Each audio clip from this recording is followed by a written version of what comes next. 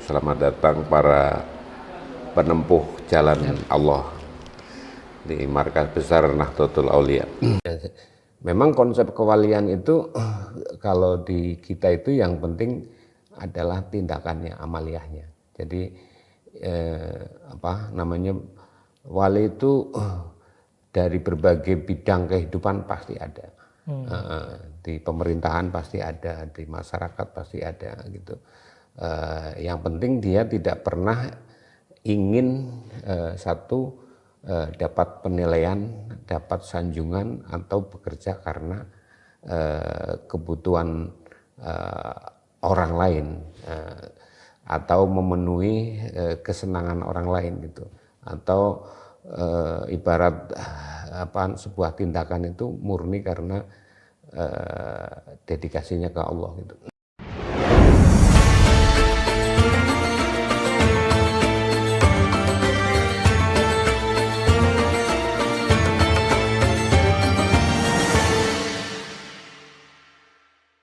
Assalamualaikum warahmatullahi wabarakatuh. Waalaikumsalam. Berjumpa lagi bersama saya di channel YouTube Gun Imun. Teman-teman sekalian, kali ini saya kembali lagi bersilaturahmi di markas besar Nahdlatul Aulia. Sudah bersama kami Mursyid Thariqah Syekh Khotibul Umam Wiranu. Assalamualaikum warahmatullahi wabarakatuh. Waalaikumsalam warahmatullahi wabarakatuh. Baik, teman-teman sebelumnya, jadi beliau ini banyak panggilannya begitu, ada yang manggil Syekh, ada Ustadz begitu. Tapi video kami di awal beliau meminta untuk manggil Mas saja begitu ya. Mas Umam. Biar lebih akrab ya, gitu. Orang Jawa Tengah itu tradisinya Mas. Baik, ya. Mas Umam gimana kabarnya? Alhamdulillah. Alhamdulillah ya, Ramadan lancar gitu. Ya, terima kasih udah datang lagi. Baik, terima kasih juga ini Mas sudah berkenan menerima kami lagi. Baik, Mas Umam, mohon izin kami ingin berbincang-bincang kembali dengan tentu saja topik yang berbeda begitu. Mas Umam, Nahdlatul Aulia atau Aulia ini kan jamak dari wali begitu. Ya, waliyun aulia. Kalau boleh kami mendapat penjelasan Mas Umam, sebenarnya konsep kewalian ini bagaimana sih Mas Umam?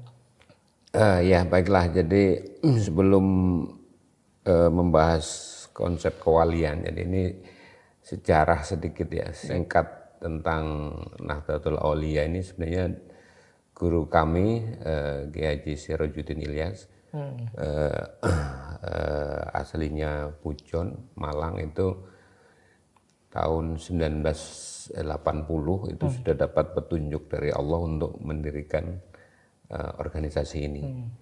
Nah, beliau ini masih muda sekali, umur 20 tahun di tahun 1980 itu. Jadi baru pulang ngaji dari Gus Said, Malang juga. Itu kemudian dapat petunjuk untuk mendirikan Nahdlatul Aulia. Konsultasilah sama abahnya Kiai Ilyas Muksin. Nah, abahnya ngasih saran, udah kamu soan ke Abah Hamid aja, maksudnya Kiai Abdul Hamid Pasuruan. Nah, itu abahnya beliau di mukholid sama Kiai Abdul Hamid. Nah, Gusdin juga sejak kecil itu sering dibawa ke Pasuruan. Jadi sering nginep juga di rumahnya Mbah Hamid. Nah, beliau soan terus menyampaikan petunjuk ini, dan Mbah Hamid bilang, loh iki apik iki organisasi yang harus didirikan ini. Yang suatu saat kalau memang waktunya sampai didirikan, yang penting organisasi ini karena organisasi yang mengajak insan-insannya manusia kepada Allah, jadi jangan masuk menjadi partai politik, karena suatu saat nanti akan banyak partai politik. Itu tahun 1980. Mbah Hamid kan itu 1982 kalau nggak salah. Nah, kemudian ya namanya masih muda, belum jadi mursyid juga. Beliau jadi mursyid itu usia 25 tahun. Nah, itu pun nanti baru pindah ke Jakarta, menyampaikan thorikoh dan tauhid di Jakarta. Pertama kali di Masjid Albina Senayan. Nah, setelah banyak jamaahnya, tahun 2006 beliau riadoh sama jamaahnya sekitar 100 orang di Gunung Gambar. Gunung Gambar itu di kabupatennya Gunung Kidul. Itu memang tempat riadohnya Pangeran Sambernyowo. Nah, setelah 2006, setelah riadoh, ya bahasa beliau tuh mendeklarasikan NA, gitu. Mendeklarasikan kepada Allah ya, kepada Nahdlatul Aulia, bukan deklarasi kepada masyarakat, bukan, tapi kesiapan kepada ikrar kepada Allah bahwa kami mendirikan Nahdlatul Aulia. Nah, baru tahun 2000 itu saya diamanati untuk mimpin, dan tahun 2021 baru kita dapat SK dari Kementerian Hukum dan HAM sebagai sebuah organisasi keagamaan atau perkumpulan gitu. Nah, kalau kita dipahamkan aulia yang dimaksud di organisasi ini sebenarnya membangkitkan jiwa-jiwa kewalian. Karena pada dasarnya semua orang yang lahir itu dikehendaki Allah lahir.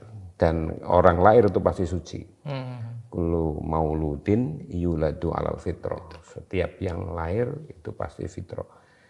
Jadi anak-anak yang masih bayi sampai usia balik itu dia adalah jiwa-jiwa wali karena dia tidak punya dosa, dia masih suci, dia masih fitrah.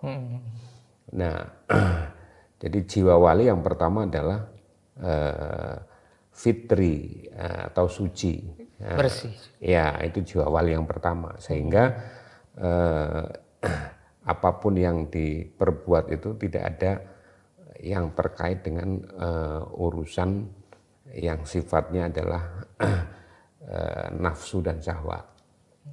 Maka di dalam Al-Quran disampaikan Allah, Bismillahirrahmanirrahim, ala inna awliya Allahi la khawfun alaihim walahum yahzanun. Ingatlah bahwa sungguhnya para wali itu adalah orang-orang yang tidak pernah punya rasa takut kecuali kepada Allah dan tidak pernah bersedih, tidak pernah ngersulo. Kalaupun dia ngersulo, kalaupun dia curhat ya ke Allah. Nah, itu di Al-Quran sendiri disebutkan seperti itu. Nah, orang yang masih kecil, usia 0 sampai katakanlah laki-laki 14 tahun, perempuan 9 tahun, itu kan orang-orang yang tidak pernah punya kebutuhan. Nggak pernah dia butuh ini, butuh ini. Kenapa ya? Karena dia masih suci. Setelah dewasa baru dia punya banyak keinginan. Keinginan itu nafsu, kemauan itu syahwat. Nah, inilah dua pokok yang seringkali membuat kewalian seseorang semakin hari semakin luntur karena selalu bekerja untuk memenuhi kebutuhan dan keinginan atau nafsu dan syahwat. Lunturlah mulai sedikit-sedikit jiwa kewalian. Jadi jangan dibayangin wali itu seperti di film-film itu loh, pakai jubah, pakai imamah gitu. Wali itu ya orang biasa yang hidup hanya bergantung kepada Allah. Dia kesehariannya juga tidak menunjukkan yang aneh-aneh gitu. Tetapi dia bekerja hanya untuk dan dedikasinya untuk Allah. Bekerja di bidang apapun. Nah, sehingga dia tidak punya rasa khawatir, takut disanjung atau dimaki-maki orang atau dicela orang atau dinilai orang jelek gitu, itu nggak peduli. Karena yang dia cari adalah penilaiannya Allah gitu. Jadi ibarat disanjung nggak gede kepala, ini ibarat kritik ya tidak sakit hati gitu loh. Karena semua itu yang menilai Allah. Kalau kita masih dikritik orang berarti memang ada kejelekan dalam diri kita. Nggak usah kita balik ngeritik, nggak usah kita balik marah-marah. Kalau ada orang marah-marah kita dengerin gitu. Sebagaimana anak-anak kecil kan, ya dia diomelin ya nggak ngerti gitu, bukan karena nggak ngerti dia diomelin, tapi dia nggak peduli gitu, nggak peduli. Kenapa? Karena dia masih suci gitu. Ya, memang konsep kewalian itu kalau di kita itu yang penting adalah tindakannya, amaliyahnya. Jadi apa namanya, wali itu dari berbagai bidang kehidupan pasti ada. Di pemerintahan pasti ada, di masyarakat pasti ada gitu. Yang penting dia tidak pernah ingin dapat penilaian, dapat sanjungan atau bekerja karena kebutuhan orang lain atau memenuhi kesenangan orang lain gitu, atau ibarat sebuah tindakan itu murni karena dedikasinya ke Allah gitu. Nah yang kedua, jiwa-jiwa wali itu adalah jiwa-jiwa yang berani untuk berjuang. Berjuang dalam arti kita adalah untuk kebaikan bersama. Jadi bukan hanya kebaikan kelompok kita, agama kita, karena wali itu berada di atas semua golongan. Wali itu tidak hanya milik orang Islam saja. Kewalian itu ada di semua agama, gitu loh. Sebagai contoh misalnya waktu Rasulullah itu diajak berdagang sama pamannya Abdul Muthalib, itu kan di tengah jalan ibaratnya istirahat, kemudian bertemulah dengan seorang yang namanya Bukhairah. Nah Bukhairah itu tanya kepada Abdul Muthalib, yang ada di mobil atau ada di alat transportasi, entah apa namanya dulu, gerobak misalnya, itu siapa? Oh enggak, itu barang-barang dagangan. Enggak, ada seseorang yang kamu sembunyikan, suruh keluar aja. Nah begitu keluar ternyata Ahmad kecil kan. Nah Bukhairah bilang, jangan kamu teruskan berdagang membawa beliau, sebab beliau ini adalah Nabi akhir zaman. Udah ada penandanya. Nah sekarang Bukhairah sebagai orang namanya juga pendeta, berarti kan orang Nasrani. Kok sama Allah dikasih tahu rahasianya bahwa Ahmad kecil itu nanti jadi seorang Nabi akhir zaman. Yang dalam riwayat hadis itu, kalau saya dikasih hidup sampai dengan beliau diangkat Nabi, saya akan beriman. Nah berarti beliau seorang wali, meskipun agamanya Nasrani gitu loh. Jadi kewalian itu tidak milik agama tertentu saja, atau dalam hal ini agama Islam saja. Karena itu seorang yang berjiwa wali seperti banyaklah Mbah Mun, Gus Dur, dan yang lain-lain, pasti dia berjuang tidak hanya untuk agamanya sendiri, tapi berjuang untuk kemaslahatan semua, rahmatan lil alamin istilahnya. Untuk kemanusiaan. Iya, untuk kemanusiaan semua. Baik, justru konsep kewalian ini tidak hanya Islam saja gitu. Iya, betul. Di agama lain juga mengenal itu. Tapi, bukan, aslinya Allah itu ngangkat wali itu tidak murni hanya khusus orang yang beragama Islam. Itu maksud saya, gitu loh. Agama-agama lain juga banyak. Sekarang Prabu Siliwangi, meskipun di akhir hayat kan akhirnya menikah dengan Nyi Subang Larang yang melahirkan Pangeran Cakrabuana, Nyi Rara Santang, kemudian satu lagi yang di Garut Kian Santang. Itu kan Nyi Rara Santang adalah ibunya Mbah Syarif Hidayatullah gitu. Nah dulu beliaunya kan Prabu Siliwangi kalau bukan wali dia bisa menjadi sangat legendaris, menjadi pemimpin yang sampai hari ini masih ibaratnya menjadi contoh gitu loh. Nah kalau kita lihat agamanya zaman dulu kan belum ada Islam itu. Nah, meskipun pada saat beliau nikah dengan Nyi Subang Larang, beliau masuk Islam gitu. Tapi artinya kewalian itu tidak tidak milik orang Islam saja. Betul. Baik. Kewalian ini sebenarnya memang diberikan atau Oh gimana iya, sih Mas ya? semua diberi sama Allah itu. Oh, iya. Misalnya sekarang orang dalam hatinya terus-menerus berpikir karena perintahnya Allah gitu. Bismillahirrahmanirrahim. Faidza qadaytumus sholata fadhkurullaha qiyaman wa qu'udan wa 'ala junubikum.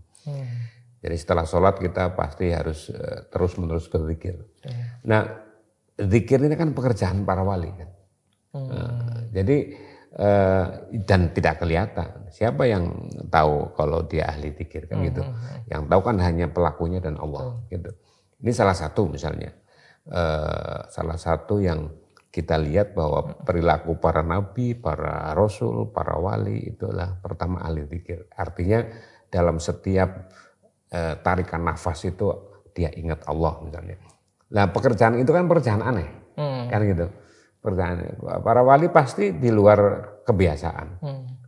Cara berpikirnya, cara bertindaknya, dan cara memberikan solusi itu pasti di luar pakem orang-orang sekolahan gitu. Kenapa? Karena dia selalu dapat petunjuk. Karena apa? Karena selalu ingat Allah, maka setiap masalah dia akan dikasih petunjuk dari Allah. Nah, petunjuk-petunjuk itulah yang disebut ilmu laduni. Nah, laduni dari mana?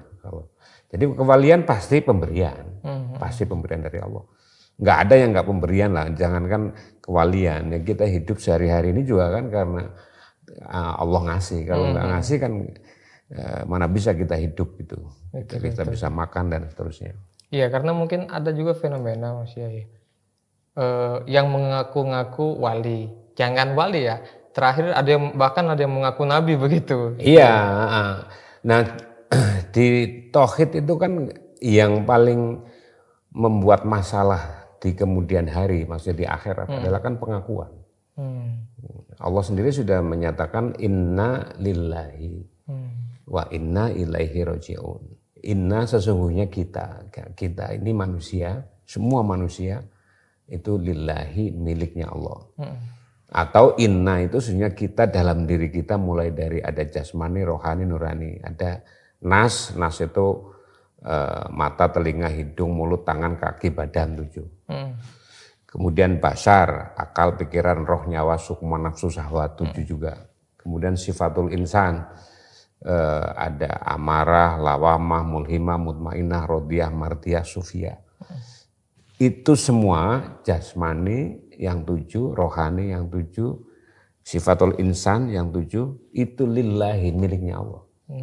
Jadi satu lagi yaitu dzatul insan. Jadi ada 4 manusia kan. Nas, basar, sifatul insan, dzatul insan. Itu lillahi miliknya Allah. Nah karena itu kita tidak bisa ngakuin saya bisa bicara. Karena mulut ini bukan milik saya. Kan innalillahi. Saya bisa melihat. Mata ini bukan milik saya. Innalillahi, balik lagi. Bagian dari jasmani semua miliknya Allah. Bagian dari rohani atau basyar semua miliknya Allah. Bagian dari sifatul insan semua milik Allah. Nah, sehingga problem kita lillahi ma fis samawati wa ma fil ard wa in tubduhu aw tukhfuhu yuhasibkum billah. Semua yang ada di langit, semua yang ada di bumi, termasuk manusia, hewan, macam-macam tumbuhan, malaikat, jin, setan, iblis, semua miliknya Allah. Di langit juga begitu. Maka kalau kamu akui baik secara lahiriah, wa in tubduhu aw tukhfuhu atau kamu sembunyikan dalam hati pengakuan itu, yuhasibkum billah, itu yang akan dihisab. Jadi problem kita di hadapan Allah nanti adalah problem pengakuan. Nah, karena itu sejak dini kita suruh mengembalikan miliknya Allah kepada yang punya, yaitu Allah. Sehingga kita tidak punya merasa memiliki. Kita cuma punya hak pakai kok. Kita dititipi rezeki, dititipi rumah, dititipi ilmu, itu kan punya Allah semua. Jangan kita klaim punya kita. Nah, kalau kita sudah berhasil tidak mengakui apapun yang ada dalam diri kita maupun di luar kita, nah itu dampaknya nanti kita tidak kena hisab. Tapi kalau sampai masih ngakuin, wah saya ini pinter, saya ini kaya, saya ini nggak bisa ngajar kamu, kalau nggak saya ajari kamu bodoh. Itu sudah mengklaim dirinya sebagai Tuhan itu. Oke. Yang mengajari semua orang kan ya Allah, wa 'allama alamal insana malam ya alam. Allah lah yang mengajari manusia yang tidak tahu. Gitu. Baik, Jadi kalau ngaku-ngaku wali, ngaku-ngaku nabi apalagi ya sudah pasti keliru. iya. Karena konsep dasarnya itu ya manusia nggak bisa Nggak mengakui bisa. atas dirinya sendiri Iya, gitu Mas. semua pemberian kan. Pemberian. Pemberian atau istilah kita itu adalah pinjaman. Hmm. Kita hanya punya hak pakai aja. Baik.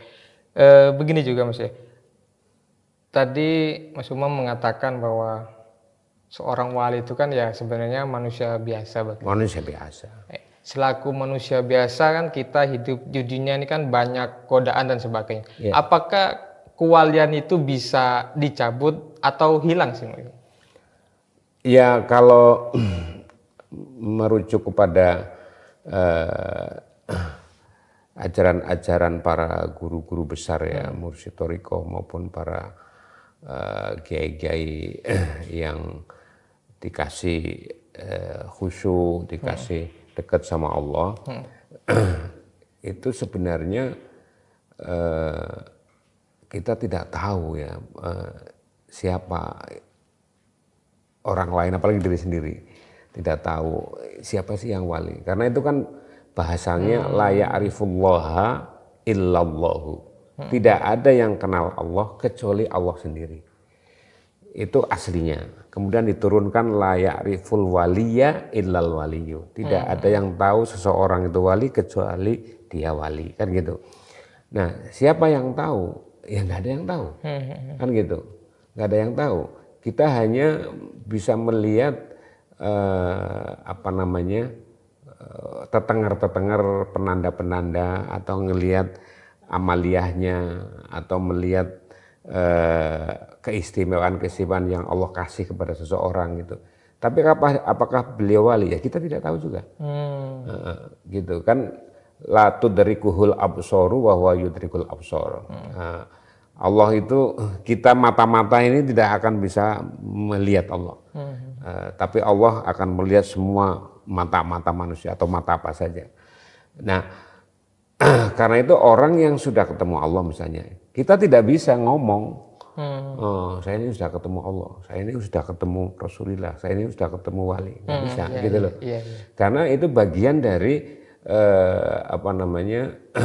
pengalaman personal di dalam riyadoh kah, di dalam amaliyah kah, atau di dalam bertorikoh kah gitu. Jadi kita tidak bisa menstempel atau apalagi ngaku atau mendefinisikan oh ini wali, ini bukan, nggak bisa. Karena itu betul-betul rahasianya Allah. Bahkan seandainya pun seseorang dikasih paham dalam dirinya bahwa dia seorang wali, itu pun tidak boleh menyampaikan. Karena apa? Ada ini misalnya ya, saya diceritain sama, saya dulu kan ngaji di Mbah Mun ya, pernah gitu ya, di Sarang gitu.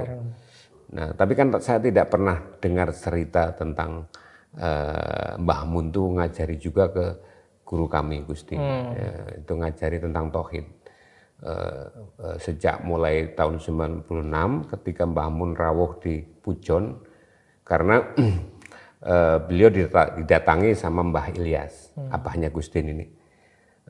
Didatangi, kemudian ngomong ke Mbah Mun, koncomu mati, temenmu meninggal kok nggak kamu tengok gitu. Nah, makanya Mbah Mun datanglah ke Pujon, ketemulah sama Gustin. Nah, sampean siapa? Oh, saya Gustin, saya Sirajuddin, putranya Mbak Ilyas. Oh iya gini Din, saya semalam ditemuin abahmu. Abahmu bilang koncomu mati kok gak kamu sambangi, temennya meninggal kok gak kamu tengok. Oh nggih Mbah Mun, abah sampun sedo, abah sudah meninggal 1 minggu yang lalu. Nah kemudian Mbah Mun minta diantar ke makamnya. Nah setelah di makam Mbah Mun bilang, udah kamu pulang, saya tinggalkan saya sendiri di sini. Nah habis itu setelah sowan Mbah Ilyas, kemudian datang lagi ke rumah terus ketemu Gustin. Nah, Din, iki mau abahmu pesen karo aku. Abahmu tadi berpesan kepada saya agar saya membimbing kamu. Lah Gustin kan belum kenal yang gaib-gaib, maka bantah itu dalam arti nanya, mohon maaf Mbah, apa ada sih orang mati bisa ngomong gitu. Ya sudah, tunggu aja waktunya, nanti suatu saat kamu paham. Nah, kemudian setelah itu baru Mbah Mun sering manggil dia ngaji di sarang. Gustin ngaji di sarang. Dan ngajinya itu juga aneh, ngajinya itu pernah ngaji di tengah laut. Jadi naik kapal, nyari orang yang lagi belah itu istilah di sarang, nyari ikan itu. Kemudian Mbah naik sama Gustin ngajarin di tengah laut tentang ilmu tauhid. Nah, Gus, kenapa cerita ini sampai ceritakan setelah Mbah Mun nggak ada? Oh, itu bagian dari rahasia, Mas. Sebab kalau saya cerita, dan itu pesan Mbah Mun, jangan kamu ceritakan apa yang kamu ajari dari saya sebelum saya meninggal. Nah, itu kan kelihatan ngajari Gustin di tengah laut atau kadang di masjid sarang sendirian. Waktunya pun harus sepi di atas jam 1 dan harus nggak ada orang lain. Itu kan khasnya perilaku wali kan. Nah, itu tidak bisa disampaikan selagi beliau masih hidup. Itu kenapa? Karena seseorang kalau tahu bahwa Mbah Mun wali misalnya pada saat beliau masih ada, maka kewajiban dia adalah khodiman bil ilmi wal jahi wal bil mali wal jahi, kemudian pokoknya harus berkhidmah, kalau enggak dengan hartanya, dengan ilmunya atau dengan tenaganya. Itu kan membebani masyarakat. Nah, maka biasanya orang seperti Mbah Mun tahu beliaunya itu seorang wali gitu, tapi nggak pernah dirinya ngomong. Kenapa? Itu konsekuensinya kalau orang tahu beliau wali, dia harus berkhidmah, dia harus mengabdi. Apa yang dia punya, hartakah, ilmukah, atau tenagakah gitu. Maka itu bagian dari sirullah yang pasti dirahasiakan. Boleh diceritakan kalau beliau sudah ada. Ya. Baik. Mas Kiai, jadi memang balik lagi tadi ya, kewalian itu nggak bisa diklaim begitu ya, nggak karena bisa. Itu lebih kepada laku kesehariannya yang dilihat begitu. Laku keseharian, dan itu hubungannya dengan Allah bersifat sirullah. Private lah kalau private gitu. Ya, dan itu penunjukan dari Allah. Jadi kita tidak bisa ngaku-ngaku gitu. Betul. Meskipun kita tahu misalnya sama Allah dikasih paham bahwa kayak kecuali Rasulullah. Rasulullah itu memang disuruh menyampaikan ana Rasulullah kan gitu. Karena dia menjadi utusannya Allah yang ditugaskan menyampaikan hidayahnya, petunjuknya kepada masyarakat. Maka dia harus mengaku sebagai Rasulullah. Dan di banyak ayat kan ada. Meskipun juga Rasulullah juga menyampaikan ana basarum mislukum yuha ilayya kan gitu. Saya ini basarnya seperti kamu juga loh. Basar itu berarti akal, pikiran, roh, nyawa, sukma, nafsu, syahwat itu. Basar saya itu seperti basar kamu. Hanya saja yuha ilayya, saya dikasih wahyu kan gitu. Di ayat yang lain ana rasulun mir rabbil alamin, saya itu utusan dari Allah. Itu harus menyampaikan kepada masyarakat secara terbuka gitu loh. Kalau wali nggak bisa. Baik. Kalau kita ngomongkan kewalian ini Mas ya, ada tokoh yang selalu disebut-sebut kewaliannya ini.